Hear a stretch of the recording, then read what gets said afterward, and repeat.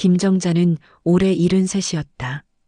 남편이 세상을 떠난 뒤로 20년 가까이 혼자 살았다. 젊을 때부터 포장마차를 꾸리고 시장에서 새벽부터 밤까지 일했다. 그렇게 번 돈으로 아들 둘, 딸 하나를 대학까지 보냈다. 그녀의 손에는 여전히 굳은 살이 남아 있었다. 그게 자랑이었다. 내 손이 이렇게 거칠어도 애들은 곱게 컸으니까. 그녀는 언제나 자식들에게 부담을 주지 않으려 했다. 엄마는 괜찮다. 이 말이 입버릇이었고 자식들은 그 말을 진심으로 믿었다. 하지만 그 말 속에는 언제나 나도 누군가에게 기대고 싶다는 작은 외로움이 숨어 있었다.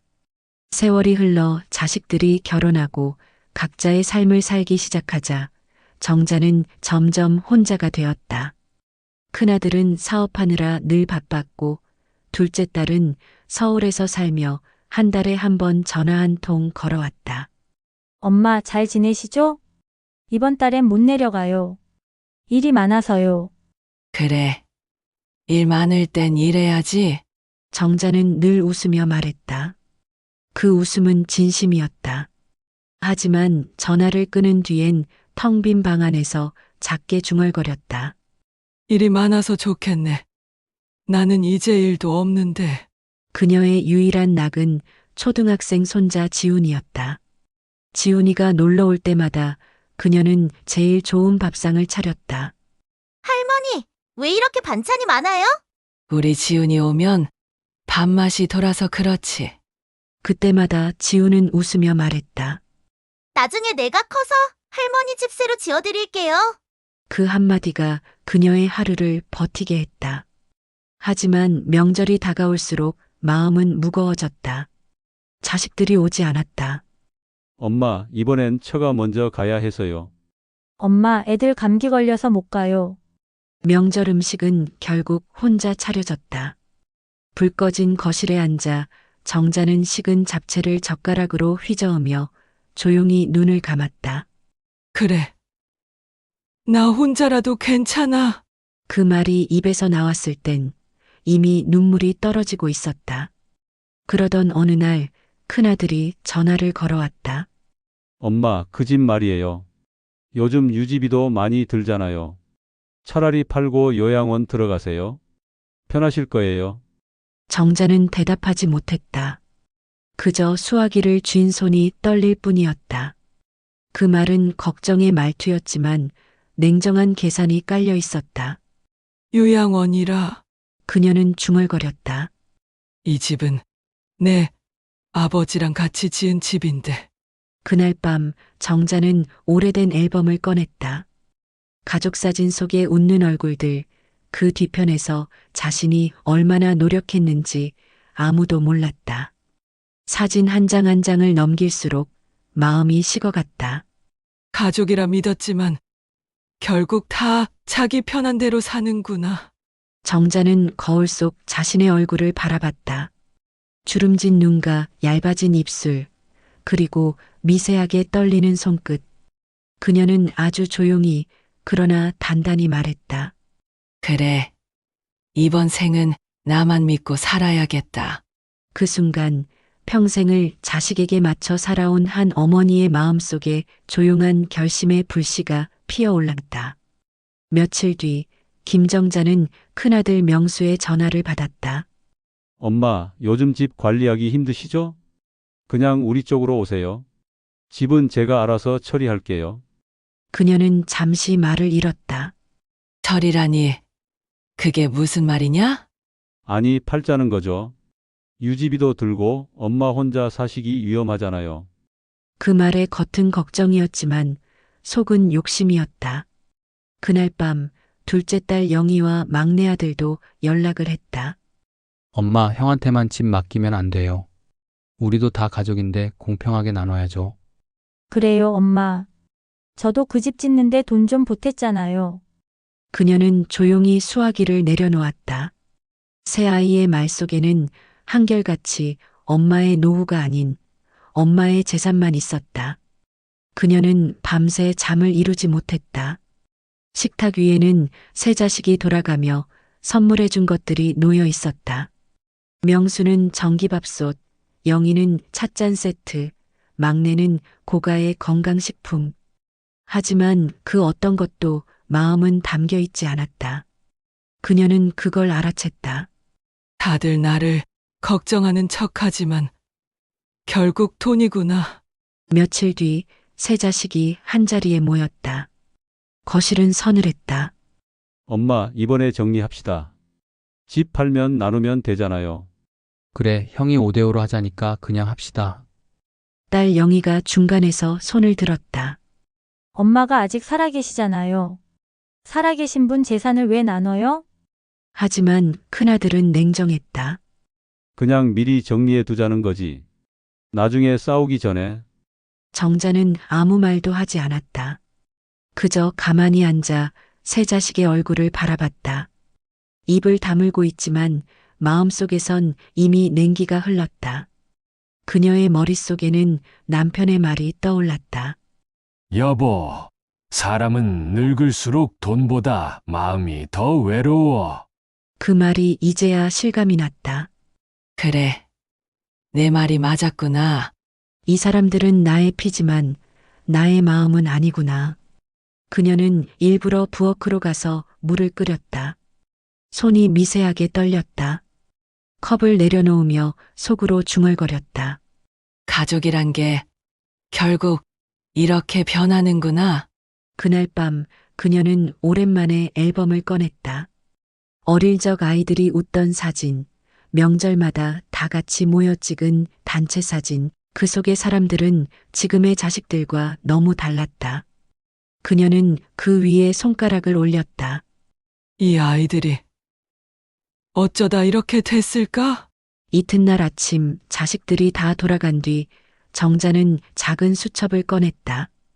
그 안에는 그녀가 평생 모은 통장 잔고가 적혀 있었다. 숫자 옆에 손으로 쓴 메모가 하나 있었다. 누가 날 진심으로 사랑했는가? 그녀는 볼펜을 들어 이름을 하나씩 적기 시작했다. 명수, 영희, 성우 그리고 잠시 멈췄다. 손끝이 떨렸다. 다음 줄에 적은 이름은 뜻밖이었다. 지훈 할머니 집 새로 지어준다고 한 아이. 그녀는 미소 지었다. 그 미소에는 눈물 한 방울이 섞여 있었다. 그래. 너라도 나를 기억해 주겠지. 그녀는 수첩을 덮으며 속삭였다. 이제부터는 나도 내 마음대로 살 거야. 그리고 그날 저녁 그녀는 변호사 사무실을 검색했다. 손가락이 떨렸지만 눈빛은 단단했다. 이제 나도 준비해야겠다. 그날 오후 김정자는 지갑에서 낡은 명함 하나를 꺼냈다. 몇 해 전 마을 복지센터에서 받았던 변호사 명함이었다. 그녀는 조용히 전화번호를 눌렀다. 거기 법무사 사무실이죠? 유언장 하나 작성하려고요. 버스 창밖으로 흐르는 풍경은 한없이 평화로웠지만 그녀의 마음속은 폭풍 같았다. 손에는 늘 들고 다니던 검은 청가방이 들려 있었다. 그 안에는 오래된 통장과 도장, 그리고 가족 사진 한 장이 있었다. 그 사진 속에서 자식들은 모두 웃고 있었다. 그 웃음이 이젠 낯설었다. 사무실 문을 열자 젊은 변호사가 반갑게 일어났다. 어서 오세요. 어떤 내용으로 도와드릴까요? 정자는 조용히 자리에 앉아 말했다. 유언장을 좀 쓰려 합니다. 네, 상속인으로 자녀분 성함을 적어드리면 될까요? 그녀는 잠시 침묵했다. 그리고 천천히 고개를 저었다. 아니요. 자식들 이름은 넣지 말아요. 변호사의 손끝이 멈췄다. 그럼 상속인이 누구신가요? 정자는 작은 목소리로 말했다. 내 손자 박지훈. 변호사가 조심스럽게 되물었다. 혹시 이유를 남기시겠습니까? 정자는 고개를 끄덕였다. 그래요. 그게 중요하죠. 그녀는 가방에서 가족 사진을 꺼내며 말했다. 이 아이들 중에 나한테 사람 냄새를 남긴 건 딱 한 명뿐이었어요. 넘어졌을 때 달려와 손잡아준 애. 그 애만은 돈보다 마음을 먼저 배웠어요. 변호사는 펜을 들었다. 정자는 유언장 마지막 줄에 이렇게 적었다. 피가 섞였다고 다 가족이 아니다. 나를 진심으로 기억해준 아이에게 내 마음을 남긴다. 서명을 마친 뒤 변호사는 그녀를 바라봤다. 후회는 없으시겠어요? 정자는 미소 지었다. 후회할 게 없어요. 사람들이 날 돈으로 기억하겠지만 내 손주는 나를 사람으로 기억할 거예요. 그녀는 자리에서 일어섰다. 창밖으로 빛이 들어오고 있었다. 햇살이 하얀 머리칼에 닿아 은빛으로 반짝였다. 그녀는 가볍게 고개를 숙이며 말했다. 이제야 좀 마음이 편하네요. 사무실 문을 나서자 가을바람이 불어왔다. 정자는 마치 오랜 속박에서 풀려난 사람처럼 숨을 깊게 들이마셨다. 그녀의 눈에는 눈물이 고여 있었지만 그건 슬픔의 눈물이 아니었다. 평생을 참고 살아온 사람의 마지막 안도였다. 집으로 돌아온 그녀는 통장을 꺼내 들었다. 페이지마다 찍힌 거래 내역들이 눈에 들어왔다. 한 줄 한 줄이 지난 세월이었다. 그녀는 손끝으로 숫자를 쓸어내리며 중얼거렸다. 그래. 이 돈은 사랑받은 사람에게 가야지. 그리고 수첩 한 귀퉁이에 이렇게 적었다. 지훈아, 이건 내가 할머니 손 잡아준 그날의 대답이란다. 창문 밖으로 노을이 깔렸다. 햇살이 그녀의 얼굴을 비추며 마지막 인사를 건넸다. 그녀는 고요한 목소리로 말했다. 이제야 진짜 가족을 선택한 것 같구나. 김정자가 세상을 떠난 건 초가을이었다. 조용한 아침, 평소처럼 찬물을 끓이던 그녀는 그대로 의자에 기대 잠들었다. 마치 오랜 고단함을 내려놓는 듯한 얼굴이었다. 며칠 뒤 자식들이 모였다. 평생 찾아오지 않던 자식들이 이번엔 하나같이 검은 옷을 입고 서 있었다. 엄마가 갑자기 이렇게 가실 줄이야. 큰아들 명수는 한숨을 쉬며 말했다. 하지만 그 한숨 속엔 슬픔보다 불안이 섞여 있었다. 집은 예금은 도대체 어떻게 된 거야? 둘째 딸 영희가 작게 중얼거렸다. 형이 관리한다며? 혹시 통장 어디 있는지 알아요? 막내는 조용히 눈치를 봤다. 슬픔보다 먼저 돈의 냄새가 피어올랐다. 그날 오후 장례식장으로 낯선 남자가 들어왔다. 유족분들 되시죠? 저는 고 김정자 님의 법률 대리인입니다. 고인께서 생전에 유언장을 남기셨습니다. 직접 낭독해드리겠습니다. 순간 방 안의 공기가 바뀌었다. 명수의 얼굴이 굳었다. 딸 영희는 손가락을 꼬며 떨고 있었다. 변호사는 차분히 봉투를 꺼냈다. 그리고 그 안에 종이를 펼치며 읽기 시작했다. 나는 내 평생을 자식들을 위해 바쳤지만 이제는 내 마음이 닿은 곳에 내 것을 남기고자 한다. 나의 재산은 모두 손자 박지훈에게 상속한다. 순간 정적이 흘렀다. 명수는 자리에서 벌떡 일어났다. 뭐라고요? 손자라고요? 그 어린애한테 왜? 변호사는 담담히 대답했다.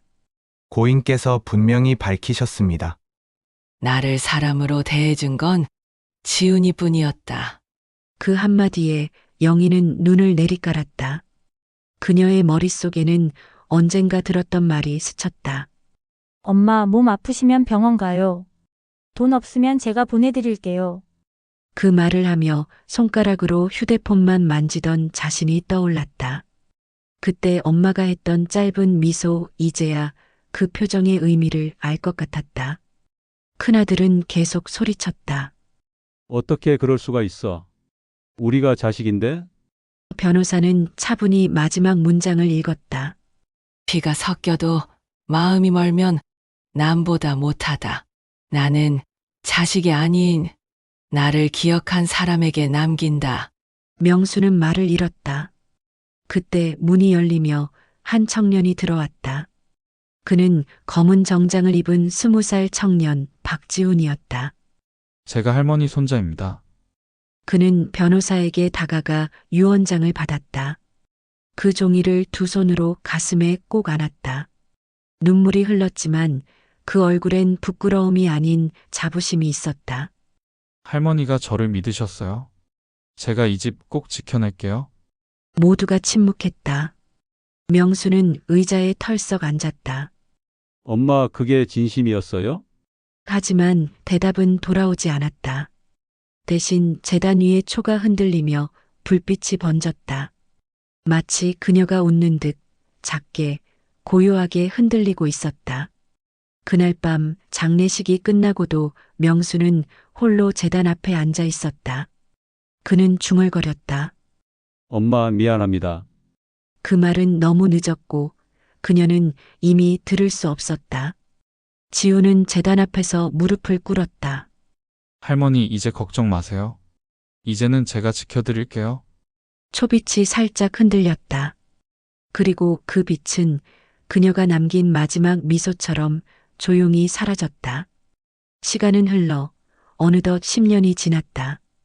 김정자의 집은 이제 새로 지어진 단층 주택으로 바뀌어 있었다. 하얀 담장, 정갈한 마당, 그리고 현관 앞에는 작은 돌판 하나가 놓여 있었다. 그 위엔 이렇게 새겨져 있었다. 사람에게 준 유산. 그 집의 주인은 이제 청년이 된 박지훈, 그녀의 손자였다. 그는 대학을 졸업하고 건축일을 배우며 할머니의 집을 직접 새로 지었다. 지붕에 기와 하나하나를 얹으며 할머니가 했던 말을 떠올렸다. 지훈아, 집은 크기가 아니라 마음으로 지어야 한단다. 그 말이 지금의 그의 인생을 이끌었다. 어느 봄날 오랜만에 가족들이 모였다. 큰아들 명수는 머리가 희끗해졌고 둘째 딸 영희는 조용히 말을 아꼈다. 그들은 현관 앞 돌판의 문구를 보고 걸음을 멈췄다. 사람에게 준 유산. 그 단어가 마음을 찔렀다.